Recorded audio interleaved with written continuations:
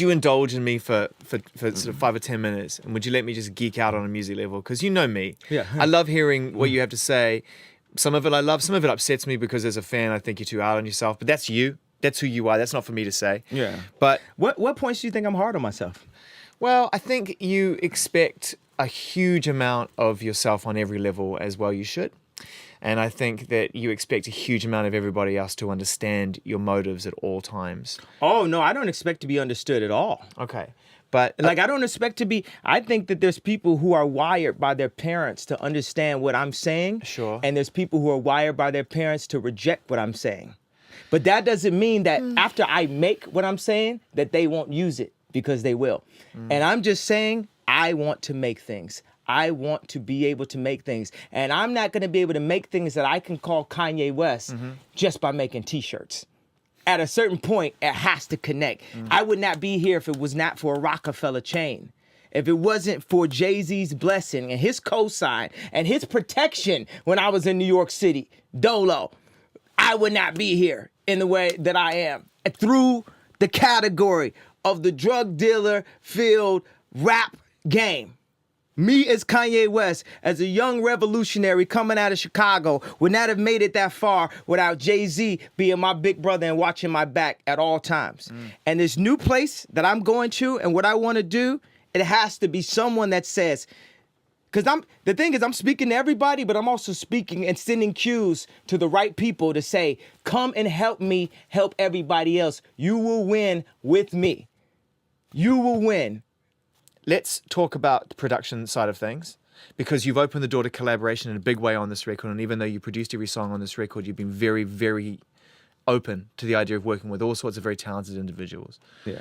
Have you enjoyed that aspect of it? I mean, in the past, it hasn't necessarily been that much of a group mentality to making records. It's the only way I could do it at this point. I can't do it by myself. I can't. Like, I won't. I have no interest in sitting down in the studio by myself and making a track. Like, when I made Overnight Celebrity, which is great, like, I sat down there by myself and made it. And then people like, yeah, that's the answer. Make that music by yourself again. Yay, we want the, oh, yay. But no, I don't feel like doing that. Yeah. I want to utilize the best resources that we have and have a conversation. As you see, I would rather have a conversation. But was Throne a turning point for that? Because it felt like with Throne there was a freedom there that didn't necessarily feel like you were carrying the whole thing on your own, and also you were free to be an MC, to be up front and be a part of that process with Jay, and it wasn't like, oh, Kanye, the producer, rapper, the whole encompassing thing. Did it begin around that time? Yeah, around, but Dark Fantasy though, when we sewed that fabric so tight, like for 8-9 months, Pete Rock and No ID and Q-Tip, everyone coming down to Hawaii, Nicki Minaj, Rick Ross, we like texture, and Jeff Basker, we created those textures to collectively. Like I would be, eating breakfast with Ross in the morning and just come up with a line and stuff. And then we all go play ball, and Nas will come out there and play ball with me and Common and stuff, and come up with another line. Then go there, and then Virgil will have an idea. We say that. Then Don C has an idea. And like, these are really great people that came together to make that. And that's what I learned that process a bit from working on Close, because it's that communal, process a lot of times. You can't do it all on your own. You can't handle everything on your own. Hey, how about us as a people? We can't do it on our own. That's true. We have to understand that we're not each other's enemy. We have to stop discriminating against each other due to class and due to race and due to location or financial, position. We have to say, wow, that is the best version. Let's use it. Let's bring it to light. Let's move forward. Let's push forward as a civilization, because we're so jacked up on our own egos and so misguided by mainstream, marketing. We don't know what the fuck is real. We'd be apt to get into a fight this quick for the dumbest reason. Definitely something that's like racially, this a gender set, it's like, it's like we're pitted against each other. We're mentally not in a place to be accepting, to not be jealous, and that part of that jealousy and that frustration that goes up across an entire globe is due to some of these other high corporation level limitations. Everybody is being served a nasty lunch food. And like, you have heard the word minimalism a lot course. on this project. Even this, it's like, oh, you give us what you need, may not be what you want. You give us what we need to proceed. Not what we necessarily want, because we can't be trusted to a certain extent, you know. Yeah, because we don't have the education to know what to want. Yeah. We don't know what to want. This is what I was telling that writer in W. I'm learning what I want. This is the reason why I'm working at 5 architects at a time. But that time that I'm spending in a bad apartment, I can't get that back. And that education that I can get from working on it is priceless. And there's very few people that are in the position to educate themselves as much as I can educate myself.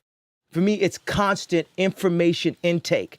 I hang around architects mostly. Yeah, I want to talk about that side of things, because I know that's how, you know, that's been talked about in relation to this record as well. And that blows my mind. I mean, for me, I try and connect the dots through my favorite records as much as I can, but I need you to help me connect the dots on how architecture and how a certain type of design that you surrounded yourself with whilst in Paris has somehow manifested itself into this, and how they're not separate things. Yeah, it all parallels. It's like, you know, synesthesia, seeing sounds. It all parallels. People will tell you, this business isn't like this business. It's the same people everywhere you go. The same type of guy you might meet in Hollywood, you might meet that same type of character in fashion, you might meet that same type of character in music. You got some straight up people that do it for the love and they want to promote it. It's all about that. You got some people that's trying to like make their way. It's like what they said, 5%, 10%, 85%ers. And it's like this, the 10%ers, the media for the most part. The 85%ers don't really know what it is. And the 5%ers that know what it is can't get it past the 10%ers. So this alone would be a break. This is a jump past. This is gonna get taken off the internet. Quick. Shoot. Send a paparazzi at him. Send a paparazzi out of there to do that. Get them locked up. Blah, blah, blah. Yep, do that. That's what's going to happen. And paparazzi going to come at me. I'm just standing there like, I know what you're trying to do right now, sir. I know exactly what you're trying to do. Somebody sent you at me. Somebody's trying to set me up. Somebody's trying to shut me up. You know, people will look at what's been going on with you and the cameras. It's been going on with other people for a long time as well. And I need you to help people who don't live your life and look at those magazines, and there's millions and millions of people that do, and look at those pictures who don't understand what it is that you go through in that situation. What is it from your perspective? You've got this platform, you've used it to talk about a bunch of things. So use it now to explain to them, why is it, what is it? What is it like to go through that? Okay, for me, first of all, dopeness is what I like the most. Dopeness. People who want to make things as dope as possible. And by default, make money from it. The thing that I like the least are people who only want to make money from things, whether they're dope or not, and especially make money and making things as least dope as possible. Photography used to be like a sexy profession. It was like being a ball player, like a rapper, or like a venture capitalist or something like that, right? It was like, they used to get all the girls and everything. Like a photographer, you go to a photographer studio like that. They completely, change what photography is supposed to mean. Same as how there's like plenty of musicians that are sold the fuck out and changed like the art of music, where people don't hold that to the highest level of genius anymore. Meaning like if there's a high level artist, like visual artist, or a high level clothing artist, they'll be held at a higher level of genius points than a musician, because the things in music that are selling the most are the least inspired for the most part and the least genius. So it confuses things. So I take that to paparazzi. It confuses it. Paparazzi is necessary, not even a necessary evil. It just needs to be legalized, meaning at a certain point, there's cutoff switches. You know what time it is. You know what it's not. Like paparazzi currently is like, give it rules, give it boundaries. Yeah, and obviously like publishing, like because they're selling our image, and they're selling it in a bad way. And let me get this straight. What's offending you more, the fact they're selling your image, or the fact they're selling your image in a bad way? In a bad way. In a bad way. Right. A bad way, and I'm not getting paid for it. Right, there you go. So it's like the dopeness, which makes the money. I want the dopeness and the money. Yeah. I'm changing things for my daughter And I'm going to tell my daughter, by the time she understands what it was, man, me and your mother were in a completely different situation than you're in. At that time, paparazzi, it wasn't legal. People could take pictures. People could climb over your fence. People could do that. You wouldn't even get paid for it. You see all these checks that you're getting at age 6 because people taking your picture? You don't have to worry about a thing ever again just because people want to take your picture. Like, and I made that happen, Nori. That's what I'm going to tell her. So touring to be done. Oh, I want to talk to you about Control. I want to talk to you about the verse and Control, about Kendrick's verse and Control, because obviously, you know, he credited you. He put you at the table where you rightfully should be, with the Eminems and the Jay-Z's. He put you on that side of the equation, and then he rattled off the list. And I thought, okay, it's great. You deserve to be at the table. But 10 years ago, if you hadn't been at the table and you'd been on his list, how do you think you would have reacted? Would you have been appreciative of his message, or would you have come out swinging? Do you think, and written a response? Yeah, I don't do diss records. Yeah. You looking forward to the tour with him? I mean, that's an incredible double bill. Yeah, it's 100%. It's 100%. I'm just looking forward to the opportunity to speak to this brother as much as possible. Those conversations is gonna be more than everything I even said right here. Because he's one of our future messengers. You know? And I'm gonna give him them jewels. Let's talk about this track here, which was the first track that we were given off this album to play on the radio, which we did. You said no singles, but we ran with this one early and we've proven to be right. So let's talk about this track here and who you worked with. You worked with Daft Punk on this in part, and how the song came together. Well, Daft had the drums, and then I just took the record and I just started. Both this song, I Am a God, and this song were made after Hedy Semaine didn't let me into his first St. Laurent show. But it wasn't that, he wanted me to go, but he just told me I couldn't go to any other shows. Right. So, and I was like, wait a second. I can't go, you're not telling no editor they can't go to any shows. Yeah. I'm not your boy. Yeah. You could control me in some way. So I made, off of that, I went into the studio with the producers that made the music for his show. Right. And made I Am a God and Black Skinhead. And that was your reaction to that situation. That was my reaction. That was the aspect of frustration you talked about that poured into this record. Yes. Yeah, right on. I mean, let's talk about another track on here as well. New Slaves, which is, you know, one of my favorite songs on the record, and, you know, is just, as far as beats go, is just remarkable before we even get stuck into the subject matter, which is a whole other level. Yeah. I mean, you're talking about the materialism, about commerce, about corporations and everything else, but at the same time, you know, there's a blurred line between whether or not you're a part of it, whether you're objecting to it, or where it stands. I mean, just give us some insight into what this song is. I'm 100% a part of it. I'm 100% in it. I'm 100%. I want to overcome it. Sometimes I'm the communicator of it. Sometimes I'm the maker of it. Sometimes I'm the consumer of it. I'm in it. I'm in the game. But for me,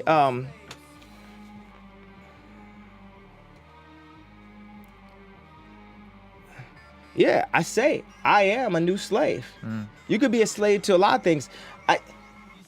At this point, obviously, I'm a slave to my passion. I'm a slave to my mission. It's funny, you drive in a Maybach past a homeless person, you ask who's more free.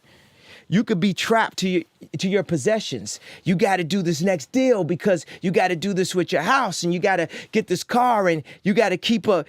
Everybody stay next to you. Last name is Jones, and you trying to keep up with all of them. And that's what it's like to be a celebrity. A lot of times, that's especially every rap is about how much money you make, how many spins you got, how many cars you got, what house you got, what house A-Rod got. We like, rappers and musicians trying to compete with ball players with way bigger contracts. Meanwhile, the music is the Titanic that's going down like this. And everybody from the execs to the musicians are running around trying to see how they can still keep that certain house level, that certain car level, that certain thing up. And of course, for me, I'm blessed and I'm privileged because I made such a powerful impact that I can make a certain amount on tour. But also, I'm blessed and cursed by my level of education. To be a visionary, all you have to do is make decisions based off of your eyes instead of your ears and your memory. Meaning, so at the moment of the MTV Awards, I made that decision based off of my eyes. I was like, that's not correct. That is invalid. Completely invalid. And everybody else, don't move. That's off their ears. Oh, he gonna get in trouble. That's off their memory. They don't move. They're enslaved. They're enslaved to what could possibly happen. We're constantly slaved. There's glass ceilings. There's glass fences. There's invisible walls. Don't think I ain't been many a times singing like 5 heartbeats in pairs. I've been up there singing. Y'all want to diss one of my outfits? Y'all want to say that? Y'all want to like try to diss one of my girlfriend's outfits? Blah, blah. We just singing. Y'all sing group, ain't y'all? We came out there, they talked like, y'all sing a group, ain't y'all? Sing something then. And what we sing? We sang Pyrex. We sang Ben Trill. We sang Snapbacks. We sang Yeezus. But we want to sing Nike. We want that clean water. I tasted it. I see what it's like. We want to sing Louis Vuitton. We want to sing on a Gucci level. We want to sing as high as we could sing when we had pyramids. We don't want to just have a little print on the back of our jacket that costs $2,000, making us feel like a king again for a day. We don't want to just have the jewelry just trying to make us feel good. We want to be good. That's creation. That's that thing that people slave over. That's that thing that people are slaves to. That's that thing I'm a slave to. That's passion. That's that thing where you can hold it. That's that dreaming about a new pair of Jordans. That's the process of opening up a Nike box. That thing that Steve gave us when you open up your new iPhone and you got the iPhone 5, whether you stood in line for it or whatever you did and stuff, and you open it up and you got this new product. That's that Transformers in a box that you open up for Christmas, or that new TurboGrafx 16 or Sega Genesis or Amiga computer or 3DO or Nintendo. Or it's like when you just open that packaging, the process of the packaging. That's that porno mag that drug addict bought for you when you was 14 that was in that package, and you figured out how to pay that drug dealer before there was the internet to buy you, and you open up that and you know you're gonna make 5 of them girls your girlfriend all weekend. That's why I'm on that runway until I'm at the end of it. Fair play and good luck, Yeah, crew, cool. man. Thank you for your time again. Thanks. All right, thank you, crew. Thank you. Oh my God, dude, that was the most intense fucking interview of my life. That's his Pac, right?